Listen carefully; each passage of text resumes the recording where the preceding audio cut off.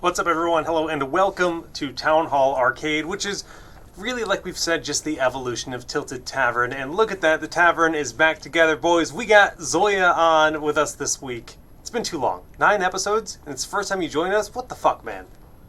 Your fault. My Classic. fault. You always ask me like the day of. You're right, It's you're like right. I'm busy, bro. Yeah, you're right, you're right. Yeah, Well, hi, I'm here. I wanted to be here sooner. it's all good. But We're glad you're here now. Life be a busy one. Guys, we're going to be talking about God knows what tonight. We're catching up with Zoya. We're talking about whatever feels good. A little bit on Warcraft 3. A little bit on Resident Evil, as I just beat Resident Evil 7 Biohazard like an hour ago. And we're going to talk about Resident Evil 8. Then just banter, banter, banter. Ryan, anything new with you this week? Temtem, how's it going? Is it still going strong? It's still going strong. I'm enjoying it. No, nothing really. But do you know why Resident Evil it's called Biohazard? Enlighten me. Because that's what it's called in Japan. It's not actually called Resident Evil. It's called Biohazard. Ah, that's my cool. tidbit for the week. Yeah. I actually plan on picking up 7 again because I want to play the DLC. But other than that, I've been playing Slay the Spire, and I've been playing Temtem. And yeah, that's about it. Before we get to Zoya, I do want to hop in on Resident Evil really quick because, wait, no, that's a topic. Scratch that. Zoya, what have you been playing? Um, Warcraft 3 Classic WoW. What was that other game you talked about? I already forgot. The VR? It's called The Cycle. Let's see. Yeah, but I've only been playing that since like yesterday, so I haven't played it enough to like really give like. It was fun yesterday, and it was cool. Yeah, we might talk about that later. It's a nice twist on the BR genre for sure. Definitely looked interesting. It's been a lot of Classic WoW. It's been literally. I mean, I haven't played a game outside of Classic WoW for the last 6 months, legitimately. Yeah, you've been on that no life, which is cool. I mean, that's what you wanted. You're loving it, and I respect the hell out of it. I have 260 warriors. I'm stupid. Why? I'm stupid. I just said, Jake. I literally ended my sentence with "I'm stupid." I know, but like, dumb people can sometimes have reasons for things. 2 different servers or Okay, so 1 RP? we went to just a little bit of going back to where we were with Classic WoW. We all rolled on the server Fairbanks together. Mm-hmm. I originally wanted to roll on Grobulus, the RP PvP server, but our Right. group voted to go to Fairbanks, and then everyone quit playing. Mm-hmm. And we eventually transferred to. So who still plays? Just me and John. Wow. Okay. No Zach? No, Kevin? he's out. They're both out. Just me and Um, John. and you're not at Fairbanks anymore? No, so Fairbanks became extremely horde dominated, which I we mean, were it was- always debating it from was already early on getting if there, it was going to be yeah. a problem. And Yeah. then when server transfers opened up, well, so before that, we had started re-rolling 2 Grobulus. So I had started rolling a new warrior there. I think I have So a that's- character there. That's why I started leveling. That's why I started the second warriors, because I thought my first warrior. No one thought server transfers were going to come so early. I was thinking like by the end of the expansion, maybe. I was definitely not expecting this year, and they just kind of dropped it on us out of nowhere. So I had been leveling this new warrior already because we thought our guild. We were having troubles with the guild we were in. We were thinking about, well, if we left this guild, we wouldn't want to go to a new guild because the server is dying. And then when server transfers did come out, 2 alliance guilds on the server, the biggest ones, announced they were leaving the server, making it even more horde dominated. Uh-oh. So I ended up transferring that warrior off of there, but I had already started leveling the second one, and the second one was a gnome, which I was enjoying a lot more than human, just for the PvP aspect of things. Hmm. So he was already like 55, I think, when the server transfers came out, so getting the 60 wasn't a problem. So I have kind of a reason for having 260 warriors. If you remember a time where we didn't have server transfers, when Yeah. I thought that warrior was just That actually makes a lot of sense. So on a dead I wouldn't server. call you stupid, but maybe the fact that you continue to level them even after the fact. I was really enjoying Gnome, and I was being hopeful. I'm still hopeful that Burning Crusade happens, and if we do Burning Crusade, I would 100% rather be a Gnome for that. So I Yeah. figured if I'm going to re-roll now, or if I was going to re-roll the Gnome at any point, it should be Time to do now. it. Yeah. Then you only have 10 levels rather than 70. Yeah. That makes So sense. I don't know, but I've been having a lot of fun with Cast It, guys. It was everything I wanted it to be. I know it's like it is again like we all expected, a very niche. Not I wouldn't say super niche, but is a niche. Yeah. It's not for everybody. And for the people who are enjoying it are still enjoying it. I definitely think Blizzard dropped the. I don't want to get into I could spend 3 hours. I could spend 3 hours talking about Classic. Blizzard dropped the ball on a lot of things that made the game worse than it should have been. But I'm still enjoying the hell of it. Blackwing Lair comes out in a week. I'm super stoked for that. That is cool. I'm still grinding hard. I'm at the point now though where I am not on it all the time anymore, which is why I've been excited about Warcraft 3 and other games. I've been transitioning to other stuff, but I'm still actively playing the game, more times a week. But I'm not on 24/7. I mean, that's what Classic is, right? You grind, you get to a certain point, and then it becomes more of a scheduled. I'm going to play at these times. Yeah, raid logging kind of game. Yeah, raid logging. Make sure you can farm your mats and live that experience, which is great. That's what it should be. I loved playing and leveling. I hit 58, had to go away for some stuff, BlizzCon, etc. Came back and just literally was logged out in Winter Spring. Am logged out in Winter Spring, and I can't go 5 minutes without getting ganked and farmed for HKs. But now that the arenas have come out, then maybe I could actually play and enjoy it. I don't know. But our server, as you said, was getting worse. Yeah, so you'd have to transfer off. Yeah, so I'm just kind of like, So you'd have to resub for 15 and then spend 25, yeah. I think which all could have been avoided if Blizzard had I might have my sub paid for till March or something, so maybe I should do that. But also apologies if my mic was screwy, then it should be fixed now. But Luminar posted in chat that it might have been set up to my webcam or something, which is never really ideal. As we have swapped over to Streamlabs ops for this. I used to do all the shows on XSplit, but look at this fancy transition. Oh my god, my email. No one wants I would to love to have been able to see it. Yeah, I mean, don't worry, we'll get there. You can look at my Spotify. How's that? Oh yeah. Oh, it's so fluid. Oh, that's not a normal thing. Most podcast hosts don't let you see what they're doing. You just see a call like me. You can look at the stream on a 2-second delay. Nice. But yeah, that's cool, Jared. In Warcraft 3, being our first topic for tonight. Oh, he is right. Hold on, Kyle is not lying. You're only left-siding. Oh my god. Hold on, let me hear me. I think I'm both sides. No, you're good. I know what's wrong. You're only left-siding. That's something that's stupid with my setup. Okay. Oh my god, this is a disaster. Good catch, Cowhead. Cowhead's so smart. This is an easy fix, though. He's just got a low tolerance for annoyance. And he just wanted to get this left shit resolved. Those are the kind of people you need in your life. The ones that don't put up with the bullshit. Yeah. But yeah, long story short, for me, Classic basically lived up to the hype that I wanted it to. Because I'm still grinding hard. If anyone is just interested in still playing Classic well, most guilds are still off recruiting. Player attrition is always a struggle in Classic, so if you're worried that if you were to log in and you want to be able to get a guild for Blackwing Lair, you most certainly will get a guild for Blackwing Lair. All guilds are recruiting. I actually updated it last night. So I've been having fun. I plan on resubbing. A lot of people I don't want to talk about Classic. Sorry, it would be a long it'd be a long discussion. We can save that for the rant at the end, maybe. But I've enjoyed it. PvP was a letdown, but I've enjoyed it. Yeah, I've heard a lot of people say that. Yeah, but it's just Blizzard makes some changes for a reason. We look back and so there are some things I wish they didn't do that, but there are changes that they make that make sense, and there's a reason why. And even if you go back to our original Classic WoW podcast, where I would bitch that if they were to make any change at all, it would be to change the PvP honor system. And that is the source of most of the issues. Is it all comes down to min-maxing honor per hour, which creates a lot of botting and. I mean, we're in an era where min-maxers really min-max.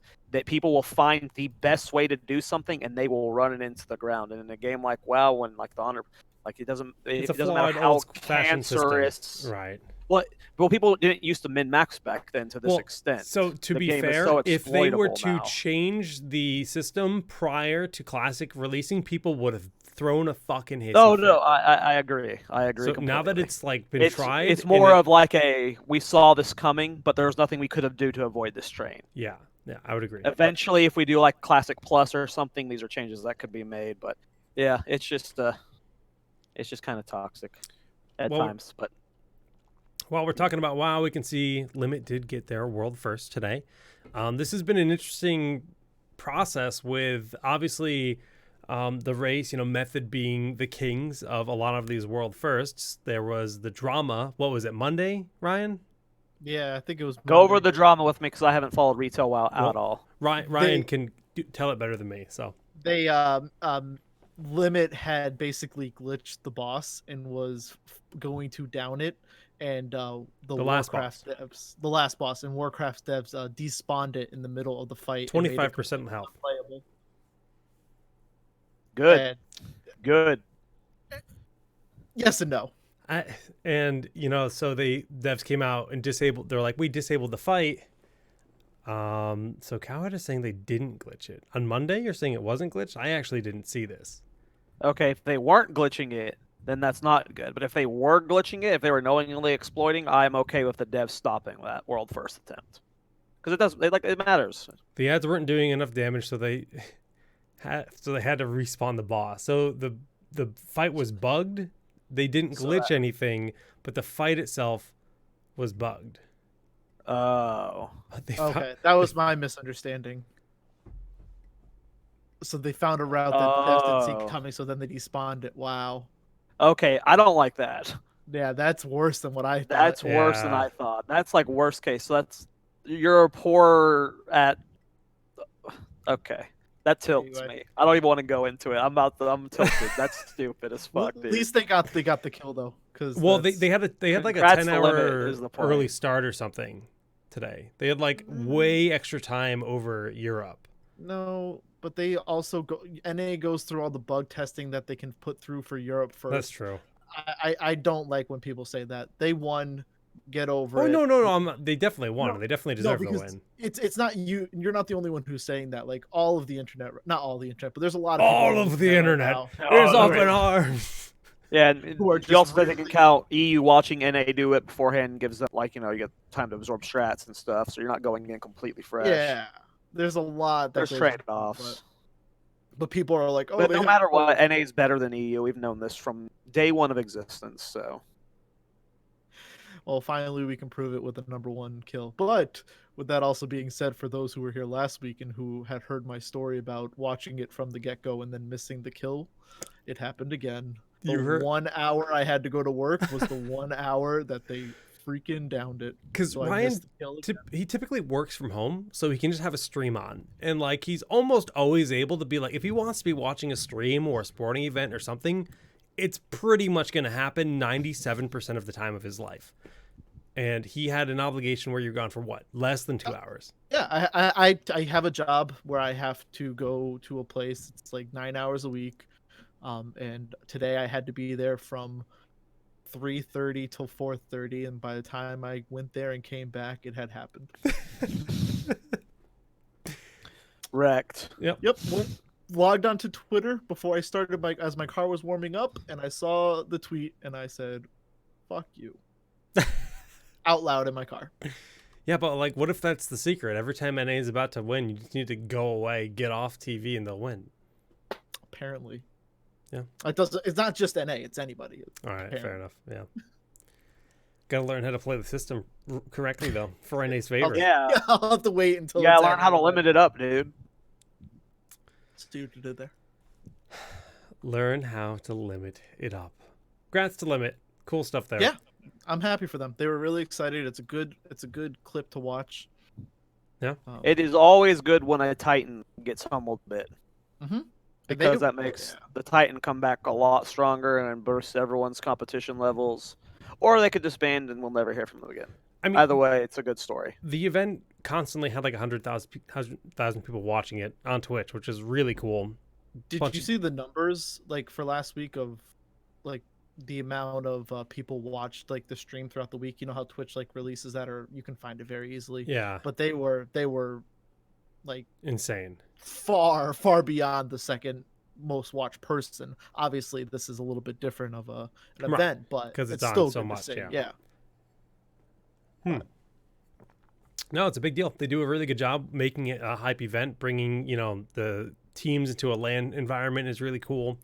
You've got the individual streamer POV. You've got a lot of different ways to consume the content. So it feels like an esport in a really different way. It really is, you know, the Mythic Invitational has become more popular than the Arena World Championship, and by a pretty large amount, I would say, because there's way more people that play WoW that are interested in raiding and seeing that happen and seeing this world first event than they're interested in seeing, you know, an arena fight where it's all about, you know, blowing your cooldowns and getting that one kill and then it's over, right? That rotation. And this Right, goes right. like to show that what we've seen consistently over video gaming and just what becomes an esport. It is impossible to force an esport.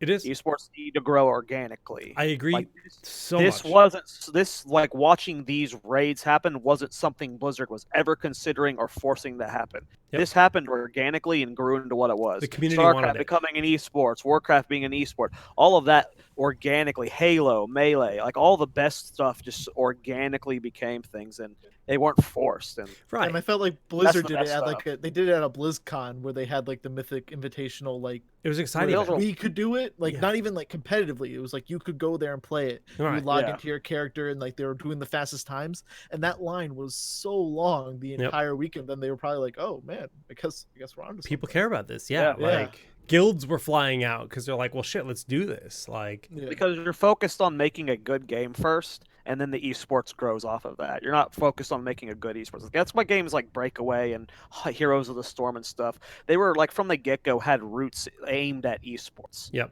And that's part of the problem when you're designing a game around esports, when you're balancing a game around esports, when you're building an interface and a UI with esports in mind, that takes away from what could be the game. Mhm. And I don't know. I love these kind of things. I love watching these world first race, and it's been really interesting watching these veteran companies build new esports and fail. You know, it's really compelling because we've seen so many smaller devs, like we look at Breakaway, be a game that was designed to be an esport from the ground up, the entire purpose, all the tools, everything esports.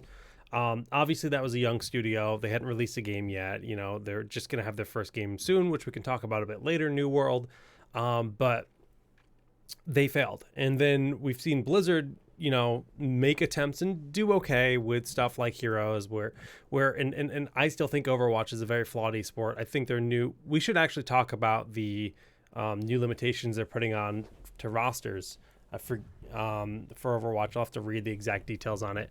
But we also have Valve with Artifact, where Artifact had some of the most impressive tools when it came to information, copying decks, playing in in-game tournaments. Like the actual infrastructure in that game really showed how much they were committed to that being an esport.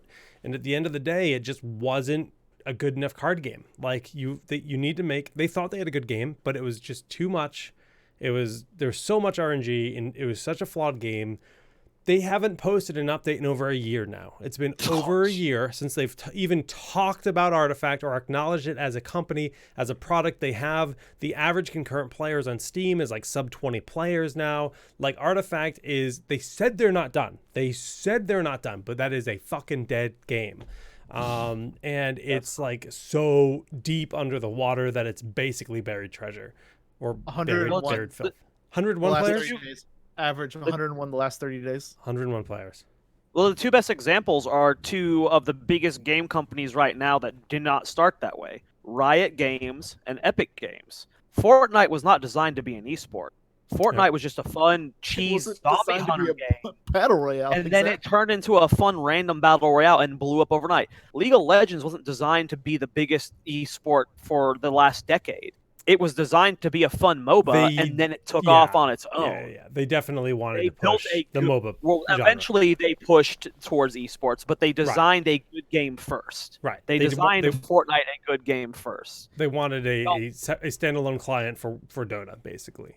Yes. And They're that's what like, we love Dota. We want to make a standalone Dota and do it ourselves, and that's what they did. Yeah, and all my favorite games I've just come to learn accidentally happened. That's how it goes. It's really funny to look at some of these games and like how good they ended up being and kind of their roots. I mean, this is definitely going off on a tangent, but like a lot of people don't know that Halo was a strategy game. Microsoft hired Bungie to make a strategy game because strategy games are really popular. You know, we had StarCraft, we had a Command and Conquer, we had, you know, it was just Age of Wonders. yep. There was, I mean, really just a big genre, and Microsoft wanted their own. And yes, we got Halo Wars down the road, but originally Halo was going to be what Halo Wars become, which was a shit game, by the way. They really kind of like came down. They had all these assets, all these war units. They're like, this isn't working. Made an FPS. Ended up being the, you know, the drive that they wanted to sell consoles. It really was a great game. Is a great game, and I'm excited for. Well, we'll see what the next Halo is like, but it's interesting just to kind of look at where the foundations of these games are and where things end up being and how iconic something that was almost an accident or a last minute change can, you know, form its own IP and industry. Yeah. It's I don't know how the phrase goes, but something about catching magic in a bottle, you can't force it. It just happens. You know, you can't force these things to be great. They just kind of happen. Like when you look at like there's so many times when I'm playing classic WoW where I see like a decision Blizzard made. I'm like, you guys are fucking dumb. But you still made such an incredible ground level for, you know, the biggest MMO of all time. You somehow were able to do this while being just so obnoxiously wrong. Like there are some items in the game that drop that Blizzard had no, like you just look at it and it's like, this is ridiculous. What are you thinking? Yep. But the game was so great, and you know, no one can argue that World of Warcraft is the most influential MMO and probably the best MMO because it's still standing. It's made more money than anything else comparably across any other MMO genre. So it's just, and it was all an accident. It had to have been. Like there's so much that's flawed with that game, but it's still great. That's how all the Blizzard's old games are. Like what was it like? Brood War received like 2 patches throughout its lifespan, and the meta evolved for like 15 years. Melee received 0 patches. Well, Melee technically got a patch when it came out in Europe.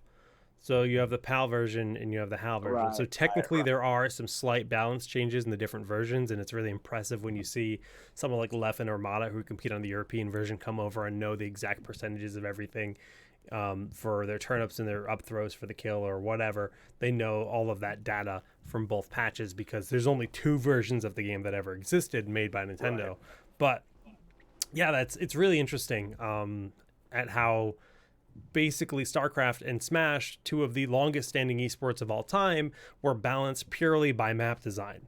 And that's something I said about Heroes for a long time. I think one of the biggest weaknesses of the game was its map design. We had shit like Haunted Mines for a long time, Blackheart's Bay, like a lot of these forever. Yeah, a lot of these really weak maps that really weren't helping bring the meta to the next level. And Counter-Strike is the perfect example of maps being what made the game. Dude, yeah, it is. They'll change like one thing. They're like, well, we moved this window up by 4 inches. And that's the change we made. And that will like affect like so many angles that are viable for killing a person from the ramp over here or whatever. It's crazy like how like the littlest tweaks can make the offense a little bit weaker than they were in the previous setup or whatever. Yeah. There was an interview with Mark Cuban about why he doesn't invest in esports. I'm sure Ryan has seen it, but he says one of the reasons is player exhaustion. You know, you like, and this is one of the issues with Overwatch. Imagine, you know, I'm grinding 12 hours a day as a McCree main, and then a patch comes out and McCree's out of the meta, and I've just spent the last 4 months grinding. Mm-hmm. You know, and Mark Cuban says that is 90% of the reason why he does, like, one of the biggest investors who invests in everything. He has not stepped into esports. Mark Cuban is. He's on what's it called, a Shark Tank. He's Shark Tank, owner of the Mavs. He's one of the biggest investors in America and probably the world, and he won't touch esports. Fun fact about him: the whole reason he got his money was after he graduated college, he ended up taking a job in, I think, Ohio, and there was no way for him to watch his favorite sports team, so he created a way to basically stream it, and that's what like streaming ended up becoming. And like someone bought it and gave him all his money, and then he bought the Dallas Maverick. Wow. Yeah, and this guy won't invest in esports because of those things. Just you invest so much time. I mean, it requires ungodly hours. You can't be serious in esports playing 8 hours a day. No, because there's absolutely someone. not. The kids are going to play 12 to 14, Right. so you have to play a Look lot. at And Fortnite. then one patch deletes all of your hard work. So that's definitely a big issue with esports, and to me that was a big problem for Heroes of the Storm. And we're looking at modern game design and modern esports, and it's really a double-edged sword, because a massive portion of the player base wants continuous updates. They want constant balance. They want constant change. But from a competitive perspective and from a high-level perspective, it's not necessarily a good thing. Unless there's a problem, you can't have patches all the time. You have games like Dota that do a really good job of not patching a lot. Their game's balanced well. There's so many heroes in the pool that it just works out to not have to tweak it a lot, because there's so much variance. There's one map. So you're not like trying to tweak all these different things, and they can make small changes to the map here and there and whatever. So some games do it better than others. And we live in this generation of early esports where there's so many companies trying to claim their stake that the companies that were at the top have been falling. Blizzard being the big one. Activision, I feel like, has lost some ground. They now have this Overwatch League. We'll see what happens with that. Or the Call of Duty League, just like the Overwatch League. Just kind of tying things back into these changes, into what we were talking about with Owl. With the Owl changes, they're now going to make it so Blizzard will be banning 1 tank, 1 support, and 2 damage dealers from every single match. So they're just going to come through and they're going to say, okay, there's no McCree in this match, there's no Mercy, there's no Reinhardt, and then there's no Tracer. And those heroes will be banned for that week. They will never ban the same heroes 2 weeks in a row, but these are like global pool bans that are going to be happening for matches on the regular. And I think this is healthy for Overwatch specifically, because they want to see more variance, and this is going to force players to learn more roles. Zoya, you look pretty upset about this. Yeah, it sounds dumb. I love it. I absolutely love it.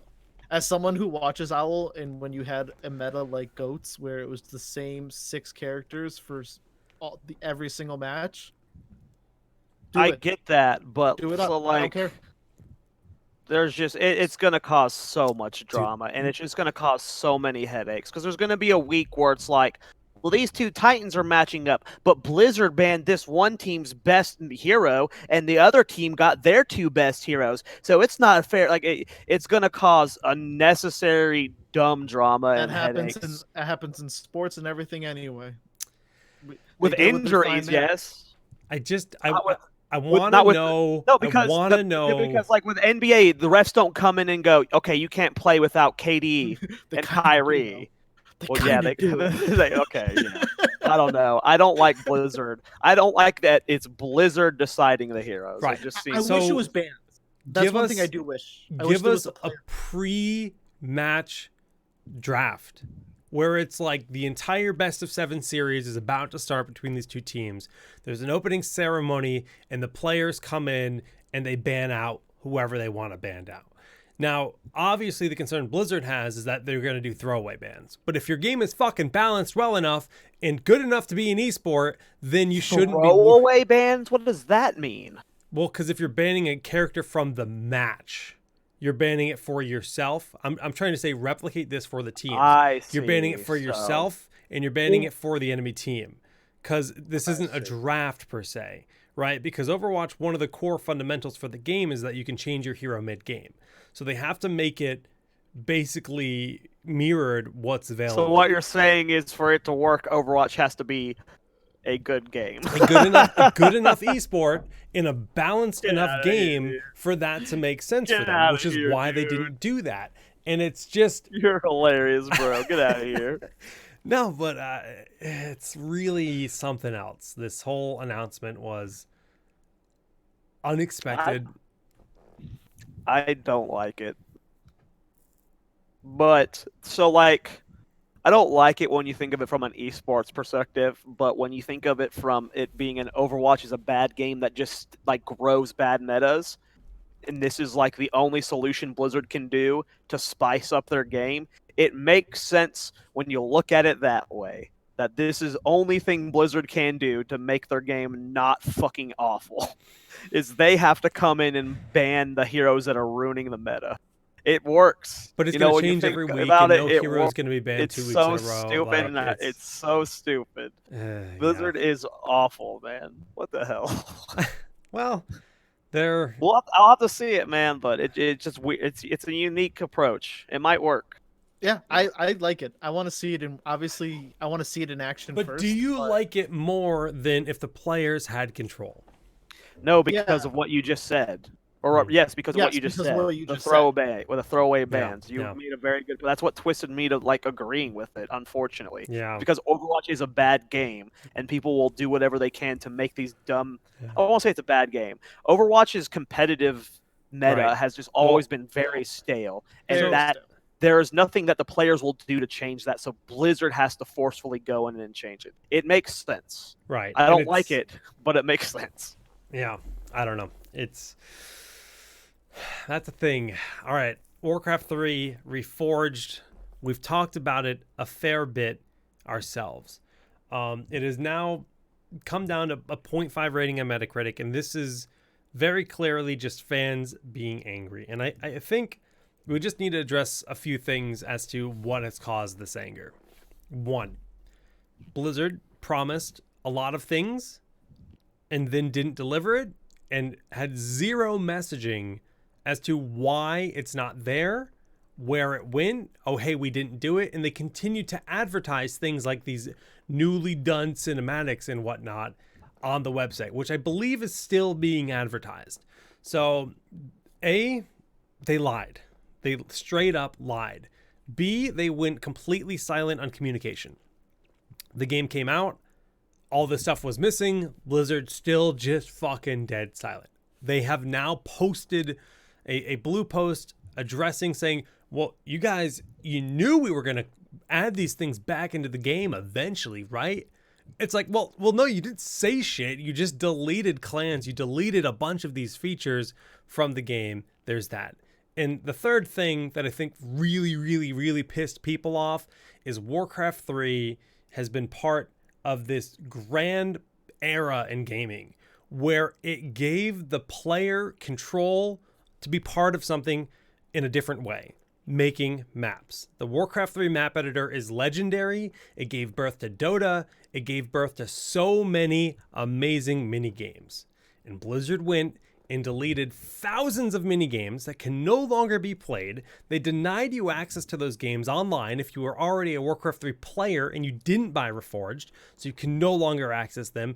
And they put out a new terms of service that says, if you make it, we own it. Boom, give us that Dota.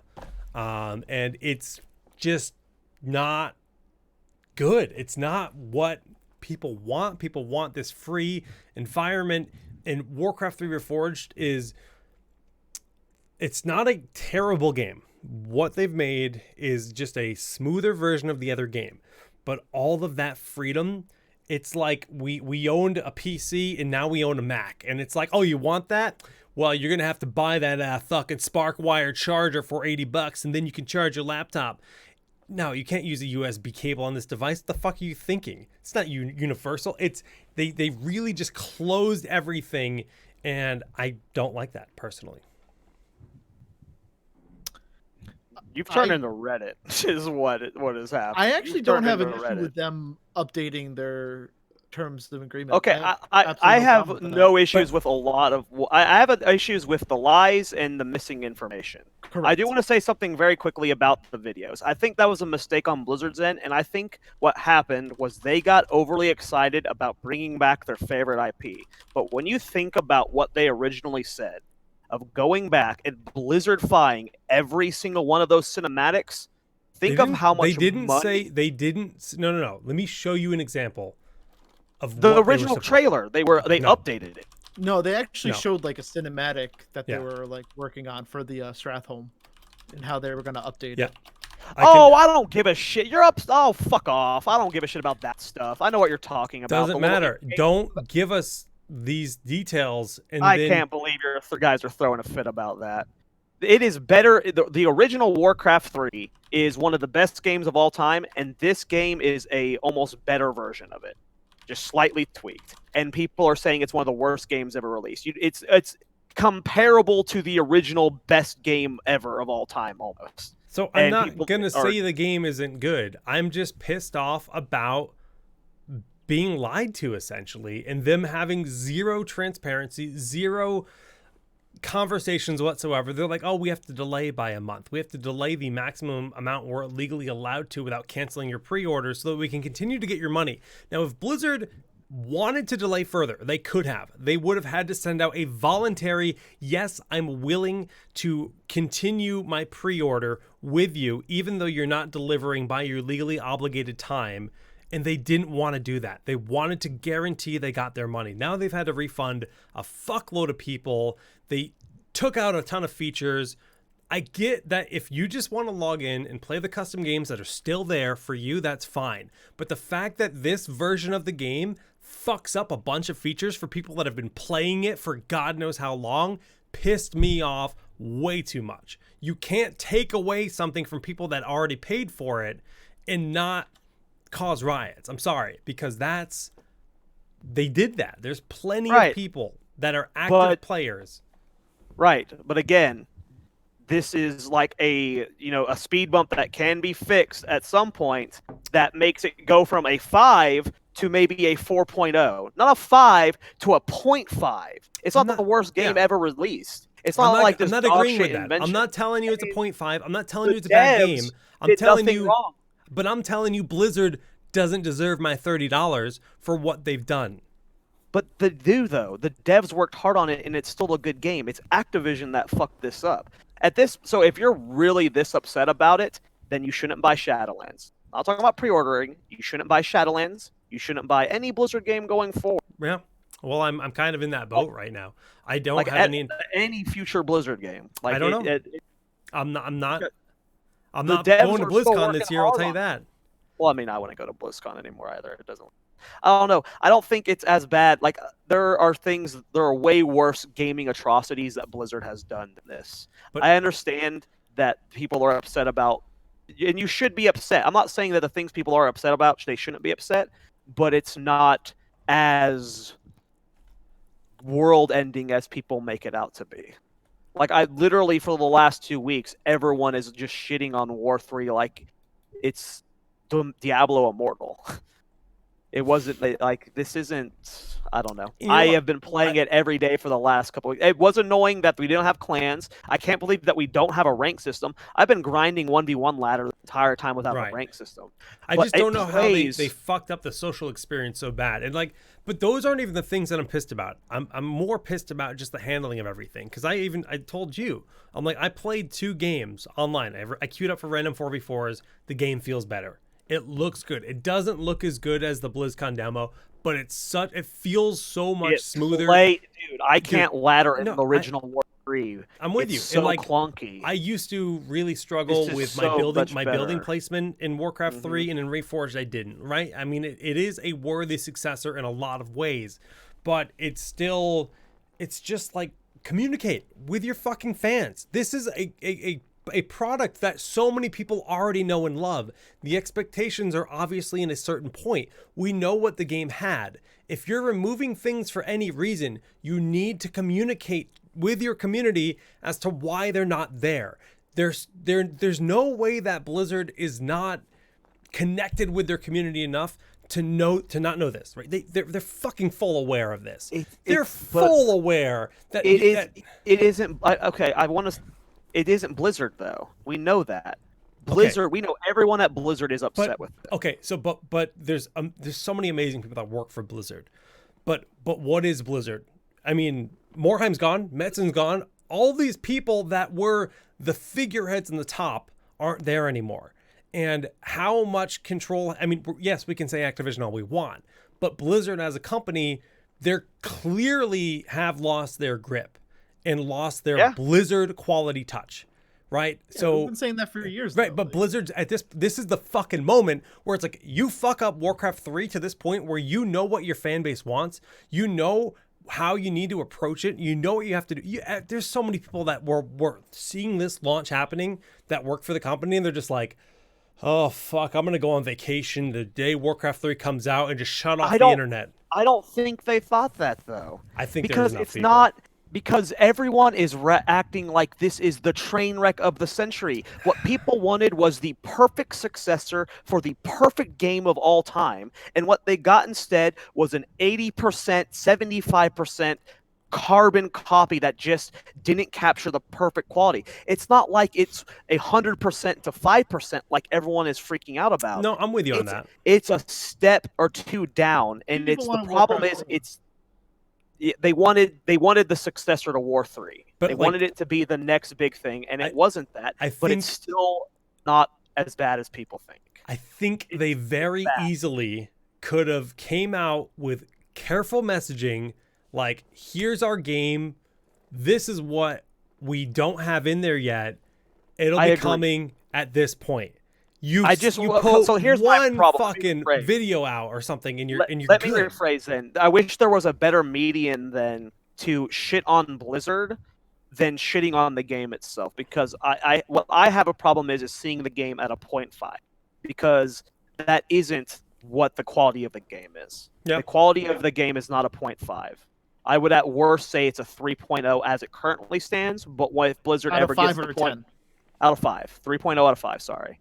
So if it's 0.5, what was the 0.5? Was it out of 10 or 5? I didn't I think it's out of 10. Oh, if it's out of 10, then I would say like a 6.5 out of 10. If it was a 0.5 out.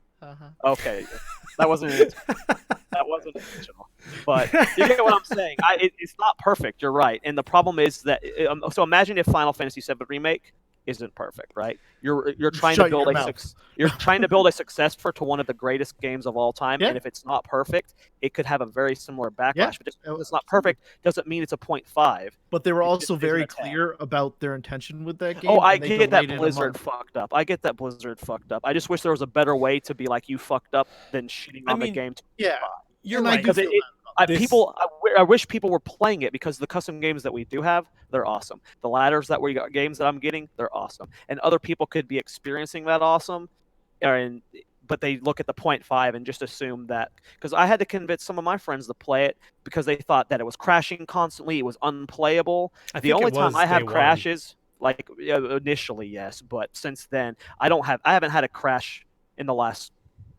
I haven't had a crash. I haven't actually blue screened outside or the game closed out since day one. Day one, I did have a crash, yes, but outside of that, no crashes. The game plays smooth as hell. Like you said, like the actual 1v1 aspect of it, I hated Warcraft 3 original when I tried to go back and play. It was just so clunk. And somehow it still captures that same micro, that same It's weird how they smoothed it up, but it's still Warcraft 3. Like, I freaking love it. I love playing 1v1s right now, and I don't understand why. I love how we're in this weird bizarre world where Jared's like hyper positive and like, this is great, and I'm like, fuck, what is this shit?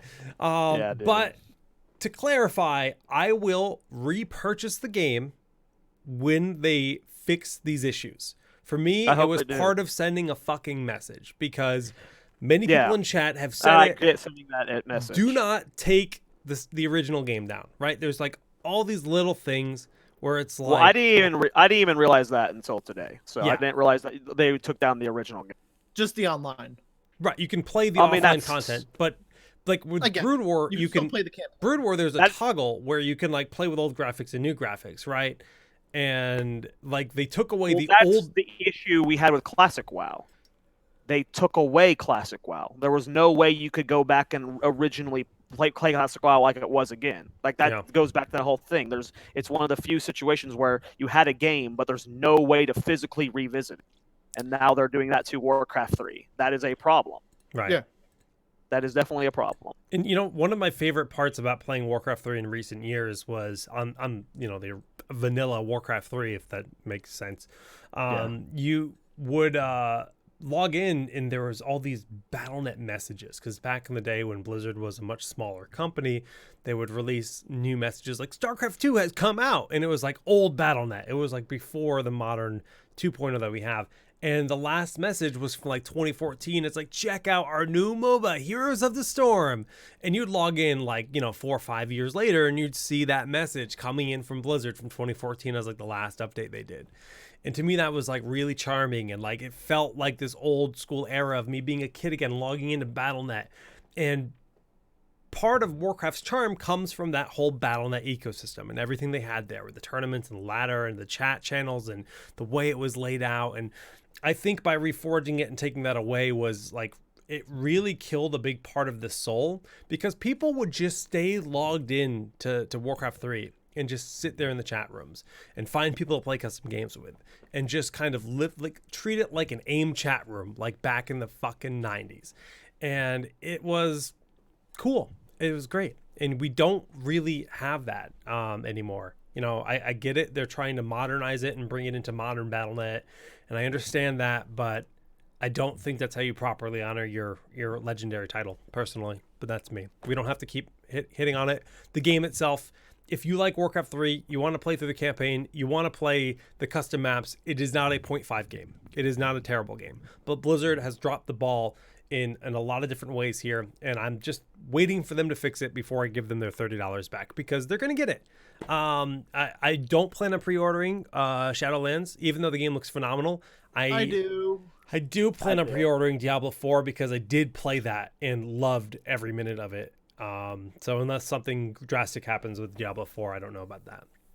If you guys are pre-ordering Shadowlands, I'm probably pre-ordering it, because I'm a fucking sucker. I always, every time we get to the point where the poodles start shitting on retail WoW, like for the last 4 expansions, I'm never playing a WoW expansion again. I always say, time and time again, I will play every WoW expansion that they ever release. I'm also excited because we've had this talk before, but they tend to go every other for great expansion, bad expansion. Yeah, we've seen that last week.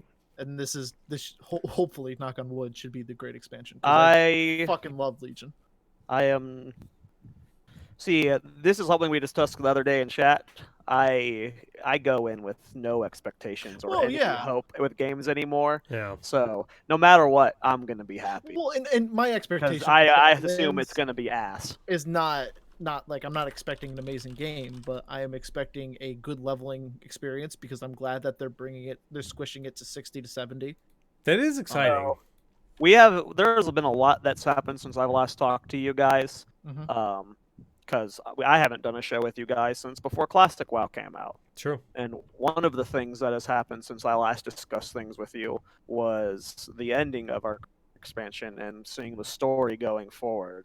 What was your guys' thoughts? No, or like with Shadowlands, like what part of it? Sylvanas specifically. What are your thoughts on everything that's transpired with her over the last expansion and going into the next one? Rather her just dead. Yes. Dead would be nice at this point. I'm kind of over her. I'm way over her. I think BFA kind of killed that character for me.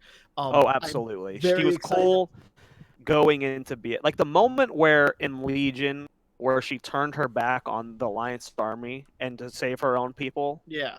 I was like, yes. Yeah. This is the Sylvanas we needed. I'm really excited to see the Jailer. Now, the Jailer I'm hyped about. And I've been talking about Sylvanas for a long time, because there was a short story with her and the Valkyrie on ICC, but right between ICC and Kata, because she was like so depressed that Arthas was dead and she didn't know what her purpose in life was anymore. And like they taught, like that was such a cool short story. Yeah, and just really wanting to know what's going on with the Valkyrie. And then it just got to the point where I didn't care anymore because I just want her dead. Yeah, but now I'm kind of getting the resolution of that, so I am excited, because I think the Shadowlands is going to be Jailer, really cool. Because the Jailer is who she saw. Jailer is who.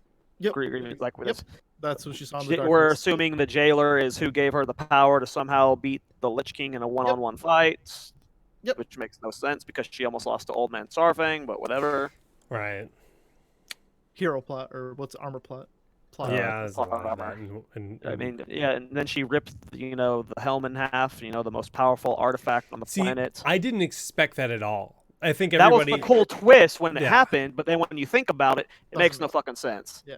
because There always has to be a Lich King. there That's always what we've has been to be a told Lich for King. 20 years. But what also makes no sense is at one point there wasn't a Lich King. So No, I mean, I want to you can't think about Blizzard lore anymore. Yeah. You just gotta I'm you just just- gotta smile and be like, yeah, that was cool. Ripped it in half. yeah.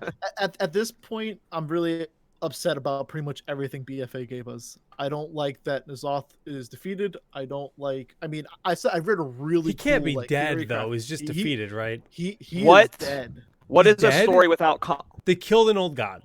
They killed an old god. Yes, he is What? dead. What is a story without consequences? Filler. Yeah. What You're right. happened this expansion that was a consequence?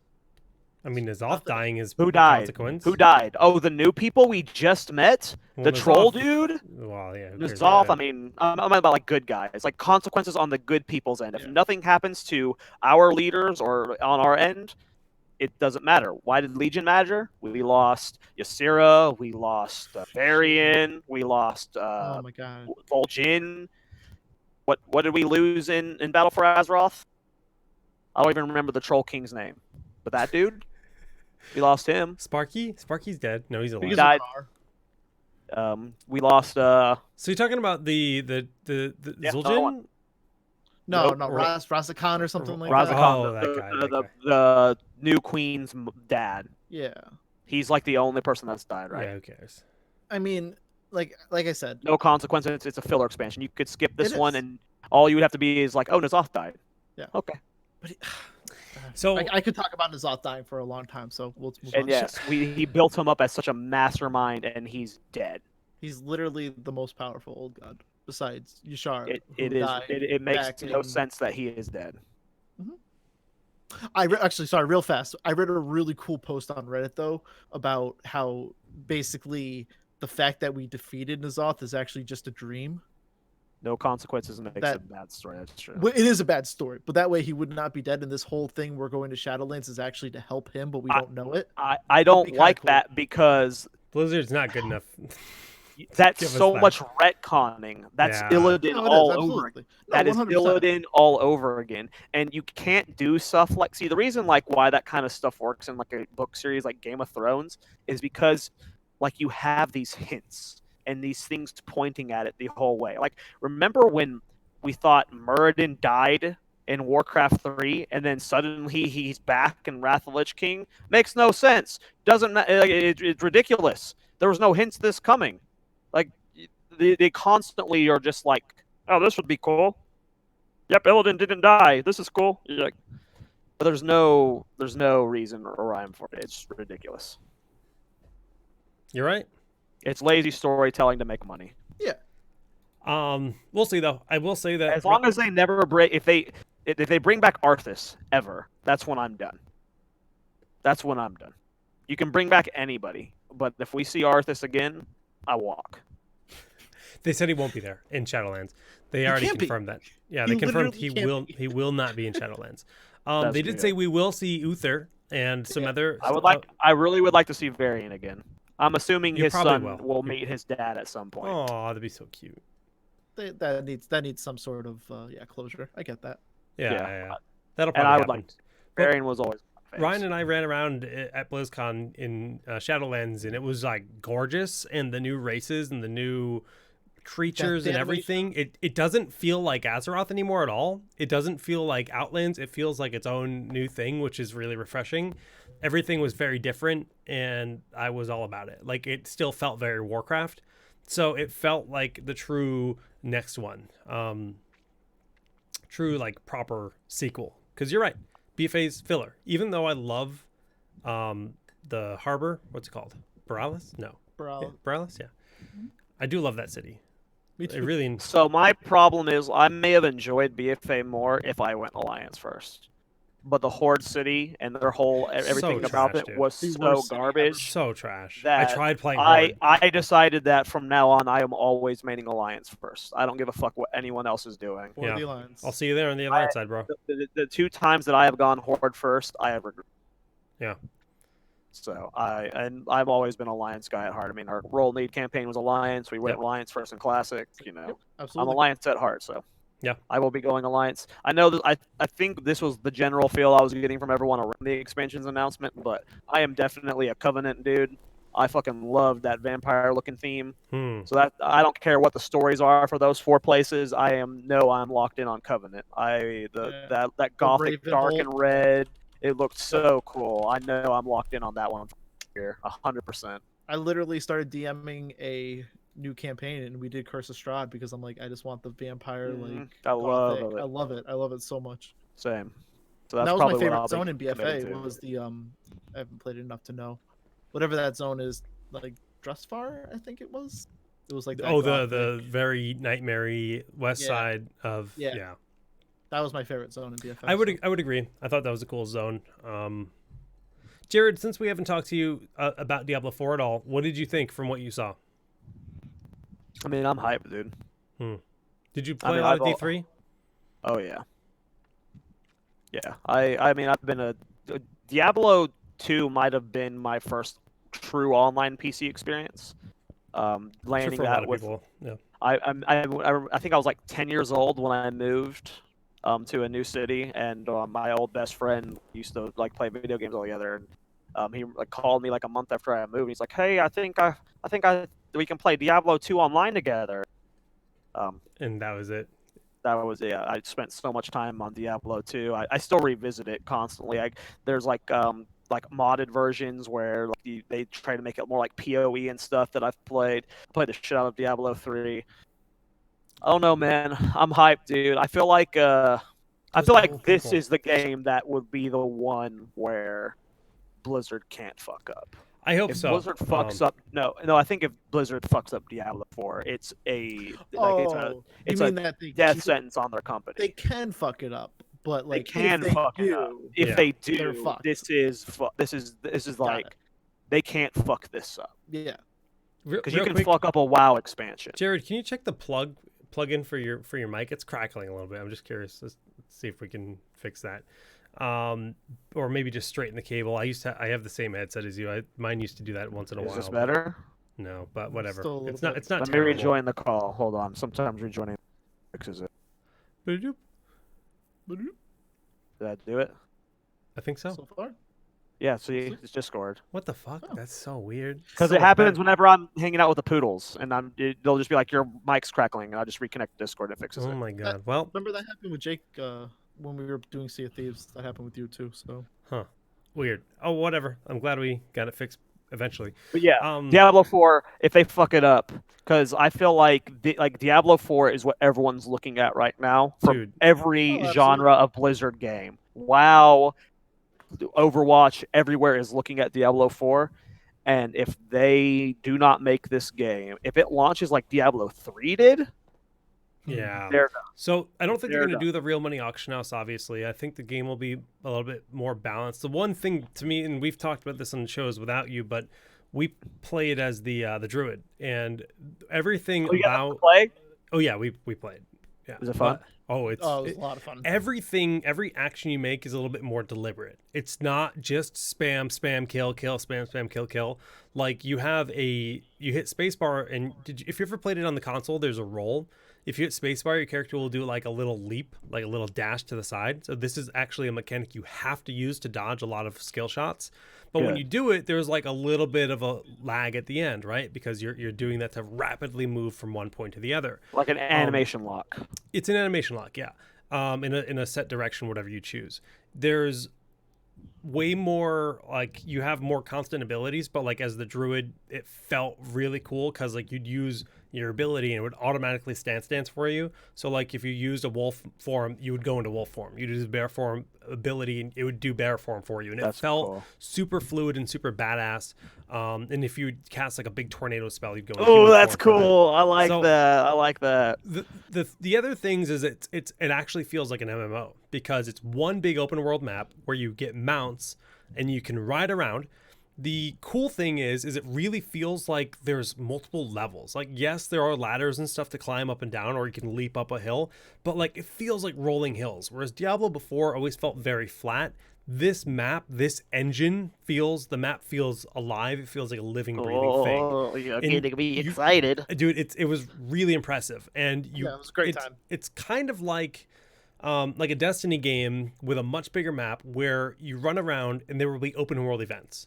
And you can run to an open world event and like 80 players will show up to kill like this huge fucking demon that spawns out of a rift. And that whole like constant playing was like, this is what I needed Diablo to become. If I went to BlizzCon saying I don't think I'm going to be excited about Diablo just because Diablo 3 was queue up with 4 people, run a dungeon. But this feels like you were least excited for Diablo. That was what I did not care about. I was like, I want more than Diablo 4 because I don't think I'm going to care about Diablo 4. And Diablo 4 did everything they need to do to get me excited. So we'll see. We'll see. What's his name? Why can I not think of his David, the StarCraft guy? David. Jared, you got my back here. StarCraft balance designer, David Kim. Yeah. Thank you. He's working on a lot of the balance, so I'm You said StarCraft guy, so I was thinking pro player. sorry, designer. I don't remember a pro's named David. Best gamer tag ever, David. I've just been sitting on this scene forever. Yeah, man. I mean, I was like going into this BlizzCon. All I was telling John was I need to hear Diablo 4. I played a lot of Diablo 3, despite its flaws. I think Me this too. last season was the only season I haven't played. I love things like that's why I always like doing the classic WoW private servers because there's always something fun about the initial fresh start. That I love initial leveling. rush I of could doing never that keep stuff. doing the rifts. That's where I always died. With That Diablo 3. exactly. It's always the initial Yeah. No. getting Great. to 70, the initial grinding of your set. But once it gets to the point where you're like Absolutely. spending hours for minor upgrades, that's when I've played every single Diablo season. Right. Maybe not every single one, but a majority of the Diablo 3 seasons for at least the first couple weeks. And I there's love there's a lot of people that are just like, oh, Path of Exile 2 comes at the same time. I'm just like, I don't know. I don't want to learn a new game. I want to jump into something that's familiar for me personally. I've played so many hours of D3 and this game is fucking gorgeous, dude. Like, I don't know if you're watching the stream right now, but like, I'm sure you've seen this video. It's just visually stunning. I haven't seen any gameplay. All I've seen was a cinematic trailer. Oh man, dude, you're missing out. Dude, like I don't care about games anymore, man. I just get excited to play them. Just let them happen. Yeah. Let them happen. Now this looks fucking great. So the one thing about Diablo 3 that I can tell you is I think they said there's going to be 6 classes. We already Diablo know 4. we're getting 5 or 6. No, you said Diablo 3. Diablo 4. Yeah. I think they said there's going to be 6. They might have said 5. But we know we're getting Druid, Barb, and Source. And then after that, we can assume some kind of physical range damage, like a Demon Hunter, potentially. Or maybe we'll get the Amazon or something. And then something else. I think it's 5 classes, actually. So I think we're only getting 2 more. And then they'll still DLC, I'm sure. But as long as the classes are good, and I don't care about paying for them. Jared, there's PvP. In this, there's going to be PvP. This is the only style of game that I don't give a fuck about. PvP. Right. Well, I get it. The other thing that you're going to like, though, since they did add mounts, every class has their own, like, dismount moves. So, like, in the video, we just saw the sorceress, like, cast I love customization like that. pathway of ice that she dismounts on. She, like, dashes forward on ice, getting off her mount, which is pretty cool. Yeah. That's cool. Man, I'm hyped. I am hyped about PvP though. It's like whenever I hear PvP in those games, like it's never done well. It's always dog shit. Path of Exile has dog shit PvP. Yeah. Diablo 2 had dog shit PvP. I don't care what anyone says. It was fun to grief people, but it was awful. Yeah. It was awful. It was unbalanced. It was awful. And the problem I have with PvP in this game is you can't balance this game around PvP and PvE. So the PvP is always going to be unbalanced and dog shit and not matter. So that's why I've said I don't give a fuck about it. I'm sure I will PvP, and I'm sure fun. I'll of course, but it's not a selling point. It's like, oh, it's there, I'll play it. But yeah, that's for me the extent of it. But yes, I am hyped. I'm very hyped for Diablo 4. Looks very good. It is like the only game in my sight for the next couple. Like that's like the only major thing I'm looking for right now, besides classic TBC. And I don't think we're getting Diablo 4 this year. I think it'll Doubtful. be 2021. Yeah. Probably. Maybe. No, I really doubt it. But I A have 3 beta? games that I'm A excited beta for. this year? Maybe. We Yeah. might get to play something this year. I have 3 games in April I'm excited for, let alone the rest of the year.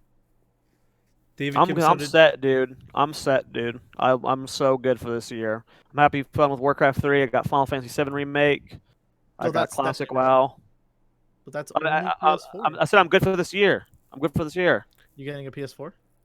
My dad got a new one because his old one didn't have enough memory. I Yeah. don't fucking know. He's dumb, and he gave me his old one. Nice. Nice. So yes, I have one, and I will be playing Final Fantasy 7. And that looks so. What I didn't know until the other day. Weird segue to Final Fantasy talk, but they're added 2 playstyle modes. You can play through Yep. the new live action style, and then you get the classic style. Yep. So I want to ask you guys, what are you guys going in wanting to play it the new way first, and then go back and play through again as the classic, or do you want to go through the first time through with the old school classic turn-based style, and then play through again with the live action style? Because that's So, where my Let me is ask right the now. question right now. Can you change mid playthrough? Yes. So I'd probably dabble, but I would probably play the I new would dabble. action mode the most, if it's good. I will probably dabble, but I will probably be the opposite. I'll probably play more of the classic mode because that's more Same. of what I want. The action mode is a little probably too much like 15 for me, and I despise that game I haven't- with all my heart. I didn't like 15, Oh, it was awful. Everything about it was awful. The story was awful. Everything. so So I I'll will probably- definitely dabble, but Yeah, definitely more of the classic mode in my eyes. But I man, don't like the I don't know. There's just something unappealing to those kind of combat styles. Like I feel like in the turn-based style, there's a lot more control in your hand. Probably, you, yeah. You control the pacing and lot more like the strategy. fight, strategy into the fight. Where I feel like it's a little bit more mindless, but that's fine for some people. Like my dad never played the original Final Fantasy VII. The last one he played outside of the most recent ones that came out on PS4 was 6. So he stopped at 6, never got to play 7. And I've always told him it's my favorite Final Fantasy. I mean, he knows that it's everyone's favorite Final Fantasy. It's my cousin's favorite Final Fantasy, and the fact that he gets to play through the It's story with the mindless action style, I love that. I haven't played a turn-based RPG period in so long. I couldn't tell you the last one I played, so I'm really excited just to Fire Emblems would be pretty excited fun, for so. an RPG in general. And I have to buy a PS4, and so which will probably just be a PS5, so I won't be playing it that soon. Because I don't see any reason Yeah. to spend $300 on a PS4 if I could I spend wish we had a $500 PC on PS5. release. Whatever. April next year. Well, I'll probably be getting it twice then. That's unfortunate for my wallet. Well, maybe by next year, hopefully they'll be releasing part 2. Part 2. Well, Jared, this is going to be 3 games. This is only Midgar. This is like a fraction of what Final Fantasy VII Are you is, serious? and Yeah, they're this is fleshing it only out. Midgar. Like they're adding like a ton of extra I think world building and storytelling and got him.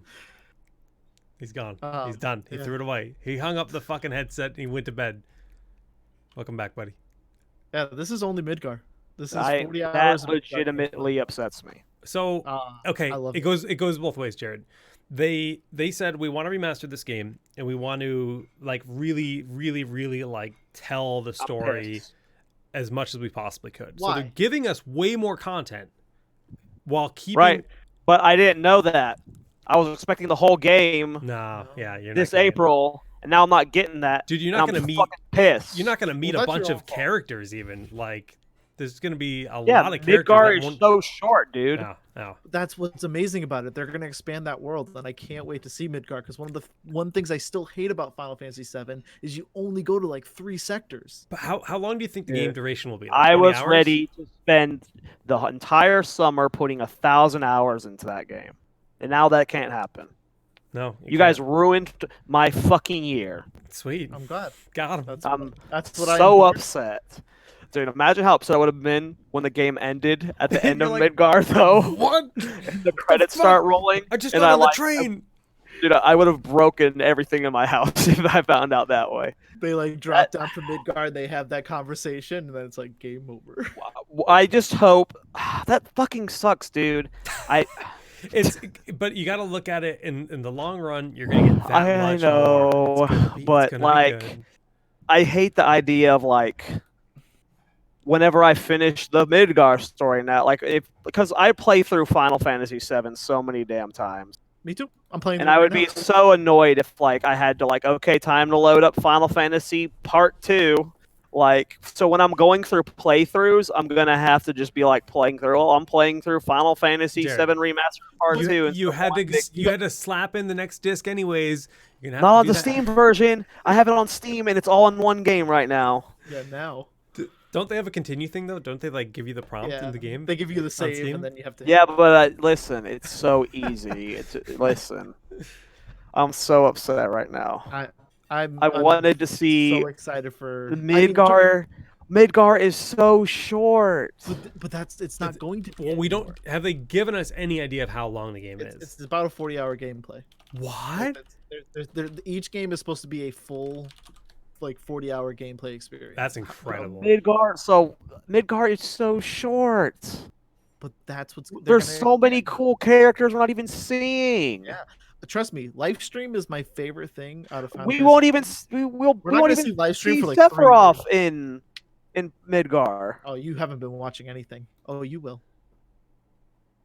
But he's not. Midgar ends, I'm assuming, with the bomb going off, correct? Spoilers. Or no? No, Midgar ends where they actually leave Midgar, like after the ship And- building. So when you go to the tavern and you learn part of Cloud's backstory, the first time he tells you Calm. through Yep, you when and you the go to Calm. Yep. will that be in this part or no? No, that's probably where it's gonna end. Then we're not gonna see Sephiroth. Oh wait, we will see him. Never mind. You're Yeah, right. you'll see But- him. But Okay. Jared, they are adding story to it, Right. and you like. Yeah, okay, but is the Jared, added story gonna be How shit? How bad do you want me to ruin something for you right now? Is it ruin things for people on stream? I mean, it was in a trailer. Yeah, you can tell me. There's a Genova fight. What? Yeah. Well, don't you fight Don't you part of her on fart? the cruise? On Oh wait, the that's not even in cruise. Midgar. That's not Midgar. The first time you fight her is between the two continents when you're going to Costa del Sol. That's the first Genova you fight, but there's an actual I don't like Genova this. boss I fight. don't like this. I'm upset right now. I was trying to be happy gamer Jared, and now I'm back to pissed off, upset Jared. I like it. I'm sure I'm gonna fucking love it. It's gonna be great. I just hope they don't fucking cheese up the story, man, because they're really good at cheesing up stories, and But- its story was so perfect originally. You still have Wall Market. They're still doing the cross-dressing. Yep. Yeah, I saw Honeybee image of Cloud in a dress. So So they're Beautiful. keeping a lot of that stuff, and I think it's wonderful. And they're I gonna. can't wait for the second disc when we get to go to the Golden Saucer because that's gonna be my life. I'm just gonna be a full-time Golden Saucer streamer. is game 2 assumingly ending after Aerith dies? There's We no don't know. talks of it. Yeah. No, honestly, I'd probably say Temple of the Ancients before Ares. Jared, it's but- probably gonna be like 5 years before the second disc comes out. So we're gonna be like 50 years old before the game's done. Dude, if- I will swear fucking to murder God, everyone at fucking. Swear to God, if you don't get like a yearly release, at Yes, least like a this year and a needs half. to be yearly. I mean, they're like, look at RE2 and RE3. There was a year between those two games, a year and 2 months. If we do, Yeah, not so get- but they already have the platform created. They already have the graphics created. It's not like they're having to re-render everything you're constantly. right. You know, You're right. I think yearly releases is. I think so too. I will fucking kill everyone there. Jared, we will. I don't want this on the internet. What I'm gonna say, but I'm with you. Yeah, I just hope this is a dumb request because it's going to cost a lot of money. I hope when it's all said and done, they just like make a like $200 all-in-one version. Me Yeah. too. So I don't And what on the PS6 5 or whatever it is. whatever it is. I don't. Yeah, Oh they probably man, will. So, just here's a nice shitty meme. It says shows the World of Warcraft image. They will fix it in the next expansion. Diablo 3, it'll be better than D2. Hearthstone, it's not pay to win. Heroes, they do not want the mobile players, which is true. Overwatch 2, it will be a new game, which is accurate. That's how Overwatch 2. I don't know how I feel about that. Diablo 4, it will be like D2. Diablo Immortal, they're trying different things. And then Warcraft 3 Reforged, they care about the old games. Thanks Reddit. Fairly accurate image. I ruined Jared's day. It's just, I was legitimately expecting the entire game. Yeah, I get it. You'll get and it I was eventually. too, until they told us that it wasn't. But It's just Midgar seems. I know it's going to be plenty of content, yeah, but there's that's when the story. yeah. The story hasn't even gotten close to peaking. We're still at the base of the mountain. I think we're going to learn more about Cloud and Cloud's origin. I think we'll learn. I hope not. You don't I really? just. Yeah. Because that's not where it should. What we should have is more mystery, more than more learning. No, with Cloud specifically, they should not touch his back. Everything Cloud really. We should expand on Red's people. Yeah, we that'd be only cool. go there for his one little arc. Like Ryan said specifically, expand on the world lore and maybe the backstories of individual characters, but don't touch the big three, or I guess the big four. Well, and here's the thing. I'm okay with them expanding on Cloud. I just the whole thing of Calm is you learn the memory of Nibelheim and how incorrect it is, or how little he actually remembers. So I don't want them to expand on his backstory in the sense of we learn. I want my dad to get the same plot twist and the same surprises I hit around every corner. If we don't learn that live stream, what we learn. Everything you go through when you're in that materia plane or whatever it's called, and you get all live stream, all the revelations. Mm-hmm. I want my dad to hit the same strokes that I did and just be like, yes, right. yes. Ryan, I'm gonna replay and stream Final Fantasy VII for you because I haven't played that game since I had a PlayStation 1 over a decade ago. You need to replay through Final Fantasy VII. I feel like I've played through. It's been a couple years since I've replayed through it, but I've played through it 5 or 6 times. See if I own it. And you definitely need to replay through it. It holds up, bro. It fucking holds up so well. What I will say is that if you are brand new to Final Fantasy VII, it's not an easy game to play. I mean, probably not. I've played it before, so I'm not too worried about it. I remember materia socketing and. It's like going back and playing Warcraft 3 original. It's like it tasted better back then than it does now. Is it not? Oh, it is on Steam. $11, $12. Yeah. Yes, I own it on Steam. I actually never owned it on. Don't buy it. We'll talk after. Don't buy it. We'll talk after. Okay, secrets. I actually never owned it on a PlayStation because I never had a PlayStation. I was a Nintendo kid growing up, and I had a Sega Genesis as well. But I never owned it on PlayStation. I actually had the original PC release for Final Fantasy VII. Oh wow! Eidos before it was Square. That was a long time ago. Yeah. That was a long time ago. So I never actually played the original PlayStation version. And up until 2012, I had those original CDs still. Wow. But I lost them, dude. My best friend growing up had those CDs, and I remember he would play on the 1.5 times speed mode or whatever, and I was like, I'm so jealous. It's so much faster with the text. This is the future of gaming. Whoa. Now it's 3 times. Oh, wow. Yeah. All right. We are running out of time, so we got to go to Ryan's favorite thing, Resident Evil news. And this is some pretty big news. We have Resident Evil in Monster Hunter. Wait, really? Yeah, actually. You can play as I don't know if that's Leon and stuff. I already knew that. That was old. I forgot about that. Yeah. I don't know if it's actually news. Raccoon City collaboration in. That's cool. Is it out? I mean, I'm sure it is. Because they announced it a little while ago. I mean, that's cool. I think they're going to make the zombies dance. They're definitely choreographed. So you beat 7 today. I did beat Resident Evil 7 today, and I had started, playing through the game about a year ago. And I wasn't loving it. Something else came out, and I just kind of moved on. But I went ahead and picked up from where I had left off and finished the game today, and I can confirm that it's actually a really good game.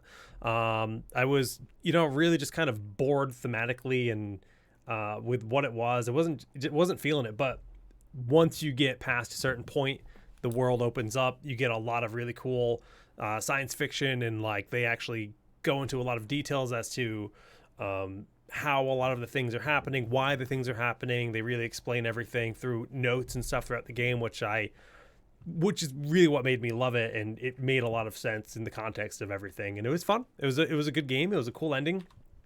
Available February 2020 for the Resident Evil stuff and Monster Hunter. So yeah, it must have just came out. But I don't know. I'm definitely happy with 7, and I think I'll play through some of the DLC. I know you're planning on playing through all of the DLC. I don't care too much about the videotapes. I forget, deleted in-game files ones? or whatever. Oh, the deleted scenes or whatever it's called. DLCs. There's one that's like deleted scenes, which is like new videotapes. There's the one about Zoe, which I care about, and then there's the one that's Chris Redfield, which I'll play that I one. still don't think is Chris Redfield, but You think it might be a clone or something? What do you think?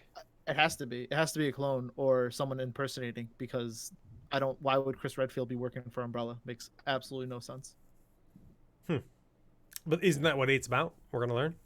Hopefully, allegedly. Jared, did you ever play 7? No. Are you a Resident Evil fan at all? So I have a very interesting storyline with 7 or with Resident Evil. I played 5. I'm sorry. Oh, well, no, I'm not And too only sorry. 5? I liked 5 a lot. Yes, I've only played 5, or maybe it was 4. Four I don't was know on which the one it Wii. was. Co-op or no co-op? It was one that I played co-op a lot with my dad. That's That's fine. why I liked it a lot. Okay. Yeah, that's fine. I enjoyed 5 because it was a Africa. really fun game where me and my dad would just go and fuck up zombies, and we played through that on multiple difficulties, different, going for full clears. I enjoyed playing 5 with my dad. That is the only one I have played. I'm sorry. My biggest gripe with 5 is that it started the downfall for 6, which was by far the worst Final Fantasy game. Not Final Fantasy. Fantasy. Wow. Sorry, Resident Evil. Because it And made Final it Fantasy action. 6 is good. Don't you hate? I love 6. I love 6. Six I is love dope. 4. I love 8, 9, hate 10. Pretty much everything after that. 12 was okay. I like 13 was 12. awful. 14 I was like fun. 12. I hated 10. Yeah. Yeah, I hate Everything. Yeah, we're the same. 12 is the only one that I really 12 like. gets a lot of crap for the gambit system, but I mean, I liked it, dude. It was you fun. make the gameplay itself. Yeah, It was I liked really it, dude. weird. It was fun. Oh my god. But yeah, I only played 5, so like I said, I wasn't a PlayStation kid growing up, so I never got to play the originals. Well, 4 was my first one, and that was on the Wii, and I played it with a Wiimote and nunchuck, and I'll tell you, it was a janky experience, but I never loved had a that Wii. game. It was probably the best single-player game I played on the Wii, in my opinion. That was not... I mean, I didn't even really like the Twilight Princess that much. It was okay. I don't know. I never had a Wii, so. But Yeah. you need to play the Resident Evil 2 remake, Jared. Find it on sale. When it goes on sale, play it. It is sincerely... Isn't it good? Because it's it's wonderful. amazing, dude. Absolutely. I don't like scary games. No, I wouldn't... It's not that See, scary. I mean, it's not that it's scary, but I don't know. At least when I look at the old Resident Evils, that gameplay style has no appeal to me. Maybe the remake adds something to it. This is over the shoulder a lot. There's like no 5. fixed camera like the They didn't go way back to that the other fixed games camera. were. It's not that fixed camera bullshit. Where you're Okay. like sneaking through a room, like looking in drawers and stuff. It's like, no, you're in control of your character. Like, Okay, I'll give it a shot. it's really, really... I was blown away. Like, actually blown away. Do we have time for one little quick? Yeah. We have to go right now. He's got I have a- 15 minutes to has D&D. So John Soapy, from our Yeah. our D&D game, he recently got. He's been super into VR for a while, and he recently got a Vive. Where are you guys at on VR? Are you guys still digging it? Are you guys fully checked out on it right now? Because he's My really Beat loving Saber VR. machine. What does he I play? use it for Beat Saber. Well, right now he plays a lot of Beat Saber, but he's been playing. He likes the Star Trek game. He likes a lot of mini games, but he's getting specifically hyped for the Half-Life game coming out, Yeah. and then there's a Saints Row game or something that's coming out I soon. forgot about that. And he's getting super hyped about those. And I'm potentially having a bonus coming up that I've been considering potentially investing in the VR, but I was curious as to where you guys How big are of a at, 'cause I know space you do you- both dabble. How big of a space do you have for it? I'm getting a new lease soon, so I'm potentially going to be able to just commit an entire room to it. Okay, so that's kind of what you need. So here's we did a show on VR recently actually, so we'll give you like the short version of that. Your cat just scared the shit out of me, dude. I saw your door open and I was like, "What the fuck just happened?" Can you see? Oh, you can see a different camera than what the stream sees. That's right. Oh, Yeah, sorry. stream sees a different camera. So Yeah, dude. you guys can see I saw because he I was just saw the blending in with the black on the bottom, so I saw the door moving, and then I didn't see your cat until I saw the white on him, and I was like, "What is happening? Cake, come here. Jake's being killed by a ghost." But yeah, VR, yeah, VR. is a lot of fun. There's a lot of interesting things that are out. I think Beat Saber is a really great time. I'm very happy that Beat Saber is mostly what I play, and I'm okay with spending the money on the VR system for that. There's a Star Wars game that looks really cool. I'm excited to try The Half-Life. pilot one, right? Yeah. There's like a Darth Vader one or something like that that looks really cool. Also there's like a game called I think it's Oculus only though that I really want to play. It's about mountain climbing. Yep. It looks There's a lot it of looks Oculus really exclusives. cool. So, the thing about like the game you just mentioned, like the Vader game and stuff, those aren't games. Those are VR experiences. They're very short things. They're not full-fledged games. Yeah, my concern is when are VR games going to become games and stop being mini games? Half-Life Alyx is the very first AAA studio making a full start-to-finish game. If I'm not mistaken, you can play the game seated or standing. Now, I plan on buying it. I plan on getting the Valve Index controllers, which are $200 for those controllers, just because they have the finger tracking, which I think is really cool. VR is a technology that I'm really excited about. I mean, I invested in it pretty early. I've played with it a fair bit, but there's been a lot of awesome experiences that are like, holy shit. Like, for example, I have like a flight stick. And you can play Elite Dangerous in VR. And with my DX Racer chair, like a cockpit-like chair, sitting in virtual reality with the flight stick that I put exactly where it's supposed to be in game, feels unbelievably cool. Downsides: there's physical buttons on that flight stick. When I go to reach and find them, and I don't know exactly where they are, it's jarring. It feels bad because there's all these different things you need to do.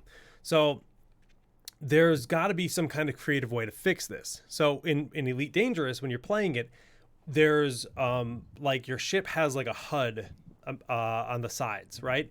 And when you turn and you look specifically at it, it will actually pull it up automatically. Feels cool. Interacting with it is a little rough. So if they somehow manage to marry that seated technology with stuff like a gauntlet, like something almost like the Valve Index controllers where you're wearing them and you can reach out and like interact with that touch screen like in the air, fuck yeah. They haven't gotten there yet, but the potential is there. But right now, I honestly think a lot of the best VR is gonna be stuff where you don't have to move around a full room. Beat Saber being the perfect example. I can play Beat Saber for 3 hours, have a blast, get off, feel amazing. But I played Skyrim VR for like 40 minutes and like I felt like I was holding my neck weird and I was like walking around the room, bumping into the wall. Felt awful. Will never do it again.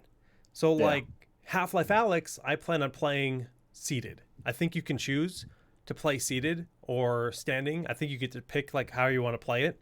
I will, if that's an option, I will be playing it seated. And, you know, with the Valve Index controllers, I'll just move my chair back away from the desk and play that way. But I think a lot of VR is going to be very expensive because a lot of the best VR experiences are going to be with peripherals that line up with the game specifically and work well for the game specifically. In like flight sim and racing sim and those kind of things, it's not always going to be a good thing. Like for FPS games, I can see it working. I can see it working for cockpit games of any kind, flight, like I said. But I don't see there being a VR platformer that I want to play ever. Yeah, money isn't a concern for me, when it comes to VR. I know this is a pretty like obvious statement to make, but I think VR is like the future of gaming. Obviously, a lot of people are going to be willing to say that. As to when, we don't know.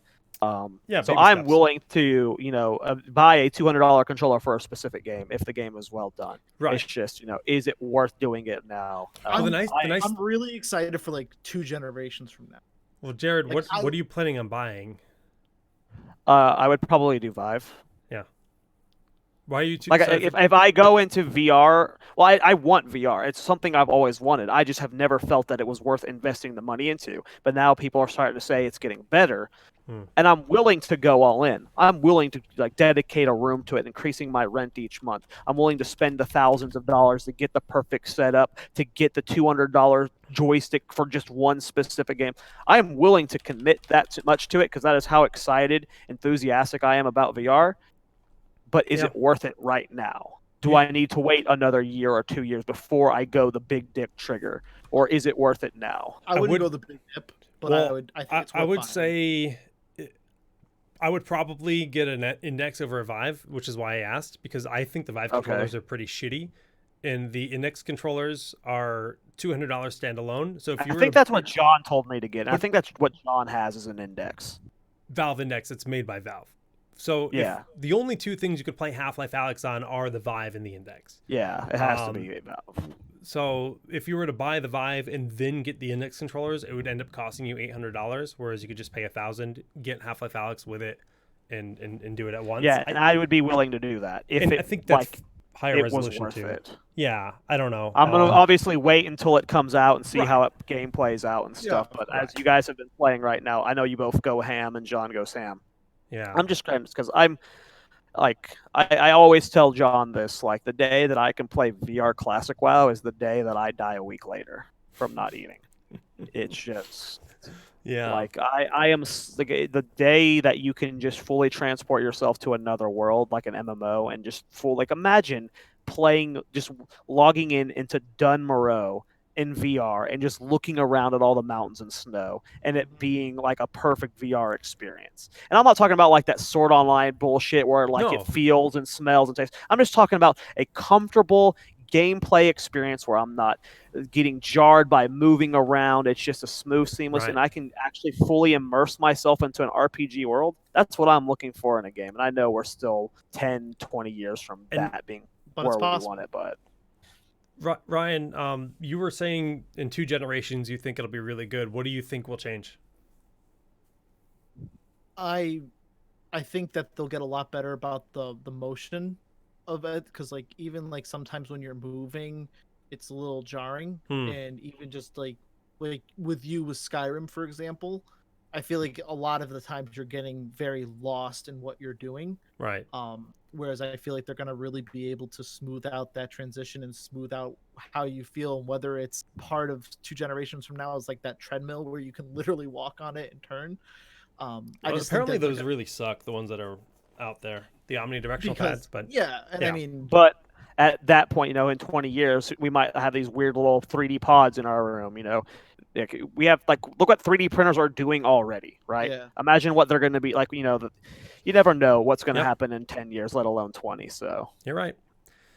technology is insane. I just want to and like 2 point out. generations from now is probably like 10 years. Like, let's be honest. Yeah. I'm not saying like in 5 years. Jared, just imagine this though. I know you haven't played Star Citizen. I don't know if you've watched anything for Star Citizen. Dude, I would love Star Citizen in VR too. Like Yeah. Well, so that's kind of like the dream game for me because I play a fuckload of Star Citizen. I just invested in. I've got pedals for my feet. I've got 2 joysticks. Like I'm really into it. Like a little bit too much. No, but sir. but No, you, no, you sir. you bring the No. what I want is I was talking about those like the gloves, the idea of having gloves that I can interact with the screens because the game is being built from the ground up to function that way. So the way that the game works right now is you literally hold F and then use your mouse and then you point where you want to be pointing and you scroll up on the mouse wheel and your character interacts with the screen. So it's janky. It's a weird, no game controls like that. It's a very weird like control scheme, but it's designed from the ground up to be like that's your hand reaching forward and touching things, which is to me super exciting that a dev is willing to like make a game function the same so that it's from the ground up built for that. But I'm just imagining like, you know, there's other VR games out there where you reach up to your visor like this and it scans the area. I'm imagining like all these other implementations of like things like you do a scan like this or whatever, or like you tap your head to change targets or whatever the heck it ends up being. It's going to be really, really fun to see VR go. So yeah, I think VR is Yeah, man. a Like, there's so cool- much. Like, One day, guys, I'm calling it now. The three of us will be doing a podcast in VR together, and we will see each other sitting next to each other. You know, Like on that's a that. couch. Yeah, on a couch. We won't be able to physically touch each other, but it'll look like we're like Oh, that we'll is touch the. each other. You can go so many directions with VR that you know. It gets me excited. That's why I wanted to ask you guys about it because I know you guys already dabble. I just VR is what I have my eyes on outside of Diablo It's fun. 4. Yeah, it's fun. I won't Yeah. lie. I love it. Yeah, I was very cool. skeptical about games like Beat Saber. Well, if I start to pull a trigger, I will ask you guys about the index and see where you guys are at with it. Then, Yeah, it'll please be do. a couple months. I'm keeping my eyes on VR constantly because I find it fascinating. So, Yeah, man, But me I'd say the too. Vive is kind of dated. I'm actually quite surprised there isn't a Vive 2, and I'm curious as to when that's See, that's coming. also my concern because, like, imagine if I did buy a Vive like you guys, and now there is a like you expect there should be a Vive too. It's just like No, but at this point, it's overdue. So like, don't buy a Vive. Like, I'm just gonna say, right, don't buy a Vive exactly. right now. But like the technology is going to keep like I just feel like if I buy a Vive 2, the Vive 3 is around the corner and the Vive 2 is going to be very out. Like Maybe, it's just like when but, is like- that going to be when is that going to stabilize and not be I mean, constantly fluctuating? I feel like generally the second generation is always going to be the best. Like the even generation. So like the first generation is like missing all these things.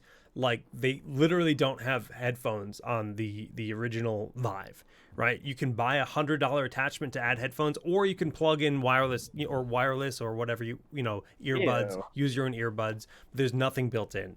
And they sell a wireless pack for it. Now Oculus has a wireless version. So there's a lot of different like things that exist in the market, and everybody's challenging each other. Facebook is investing shitloads of money. Yeah, They they bought are. Beat Saber. They bought the studio that makes Beat Saber, right? So like their Oculus is definitely going to be pushing a big envelope forward.